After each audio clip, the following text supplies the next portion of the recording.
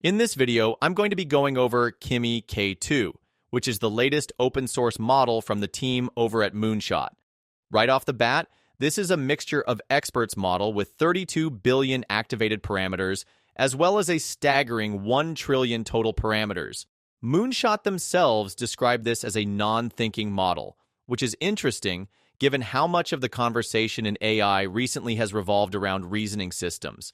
Now, one of the really big use cases that Moonshot emphasizes for this model is agentic tasks, where the model can act as the backbone of a system, handling instructions, generating code, or integrating with tools in a streamlined way. What I've come to realize as more of these large-scale coding models are released is that benchmarks around agent performance are becoming just as important as raw reasoning scores. And in this area, Kimi K2 comes out strong. Looking at the benchmarks across the board, we can see that Kimi K2 outperforms most of its non-reasoning peers, and where it doesn't, it often comes quite close. Importantly, this model is not being compared to the dedicated reasoning families like OpenAI's O3 or O4 series or Anthropic's Opus. Instead, the context here is non-reasoning models, where Kimi K2 places itself at the very top of the stack. Artificial Analysis recently ran a fresh round of benchmarks on Kimi K2, and the results really highlight this positioning.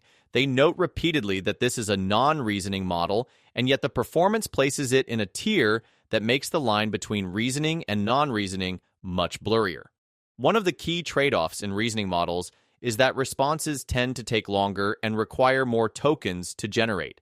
But when we look at Kimi K2 compared to other non-reasoning models, it clearly sits above them. We're talking about outperforming models like DeepSeek V3, Llama 4, and others in its category. On specific benchmarks, here's where things land. On MMLU, Kimi K2 scores 82%.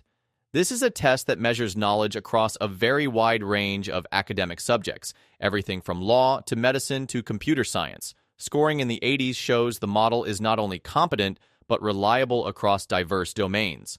On GPQA Diamond, it hits 77%, just shy of O4 Mini, and slightly above Claude 4 Sonnet with thinking enabled. GPQA is particularly tough because it tests general-purpose question answering at a very high difficulty level. To land this close to reasoning-tuned models is noteworthy. On Humanity's Last Exam, it sits at 7%, just below Mistral's Magma Small. Now that may sound low, but keep in mind, this benchmark is designed to be incredibly challenging, almost like a stress test for models. For context, GPT-4o scored around 24%. So, Kimi K2 is nowhere near reasoning leaders here, but it's still performing better than most other non-reasoning peers. On LiveCodeBench, we see Kimi K2 at 56. Once again, just under Claude 4 Sonnet with thinking. LiveCodeBench focuses on real-world coding tasks, so this score is a good indicator of its ability to serve in developer environments. And finally, on Human Evil, Kimi K2 posts an impressive 93%. This benchmark measures how well models can generate working solutions to programming problems, and a score this high places Kimi K2 among the strongest non-reasoning coding assistants available today. Another important angle here is intelligence to price ratio. Given how often these models are now being slotted into workflows where efficiency matters, it's not just about raw IQ. It's about how much intelligence you get for the cost. Kimi K2 has a blended rate of $1.50 per million tokens, and on Artificial Analysis's Intelligence Index, it scores 57.45. That places it above models like GPT 4.1, but when you zoom out, there are other options. DeepSeek R1, Grok 3 Mini Reasoning, Gemini 2.5 Flash Reasoning, Minimax M1 that are both cheaper and rank higher overall. So while Kimi K2 is excellent, it isn't the best deal for every use case. Still, for people looking specifically for an open-weight, non-reasoning system, the price-to-performance ratio is solid. One of the most fascinating findings from Artificial Analysis was about token usage. While Moonshot bills this as a non-reasoning model, Kimi K2 outputs about 3 times more tokens than other non-reasoning peers. This blurs the definition. In fact, Artificial Analysis pointed out that the token usage of Kimi K2 is only about 30% lower than Claude 4 Sonnet and Opus in extended thinking mode, and nearly triple the token usage of those same models with reasoning switched off. That's a huge deal because token usage translates directly into cost.